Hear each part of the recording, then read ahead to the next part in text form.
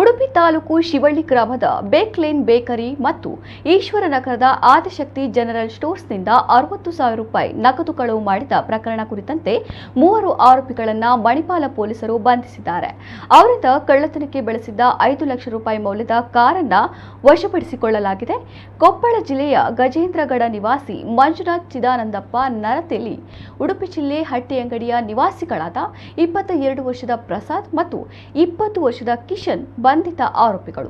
ಶಿವಳ್ಳಿ ಗ್ರಾಮದ ಬೇಕ್ಲೇನ್ ಬೇಕರಿ ಮತ್ತು ಈಶ್ವರನಗರದ Adishakti general ಸ್ಟೋರ್ಸ್ನಿಂದ shutter ಬಾಗಿಲಿನ ಒಂದು ಬದಿಯನ್ನ ಎತ್ತಿ ಒಳಪ್ರವೇಶಿಸಿ 60,000 ರೂಪಾಯಿ ನಗದು ಮೊತ್ತವನ್ನು ಅಕ್ಟೋಬರ್ 31ರಂದು ರಾತ್ರಿ ಕಳವು ಮಾಡಲಾಗಿತ್ತು. ಈ ಬಗ್ಗೆ ಮಣಿಪಾಲ ಪೊಲೀಸ್ ಠಾಣೆಯಲ್ಲಿ 2 ಪ್ರಕರಣಗಳು ದಾಖಲಾಗಿದ್ದವು. ಮಣಿಪಾಲ ಇನ್ಸ್ಪೆಕ್ಟರ್ ಟಿವಿ ದೇವರಾಜ್ ನೇತೃತ್ವದ ಪಿಎಸ್ಐ ಅಕ್ಷಯ್ ಕುಮಾರಿ, ಎಸ್ಐ ವಿವೇಕಾನಂದ, ಪ್ರಸನ್ನ ಕುಮಾರ್, ಇಮ್ರಾನ್, ರಘು ಹಾಗೂ ಮಂಜುನಾಥ್ ಅವರನ್ನೊಳಗೊಂಡ ತಂಡ 3 ಆರೋಪಿಗಳನ್ನು ನವೆಂಬರ್ 6ರಂದು ಮಣಿಪಾಲದ ಶಿಂಬ್ರಾ ಬ್ರಿಡ್ಜ್ ಬಳಿ ಬಂಧಿಸಿದೆ. ಆರೋಪಿಗಳಿಗೆ ನ್ಯಾಯಾಂಗ ಬಂಧನ ವಿಧಿಸಲಾಗಿದೆ.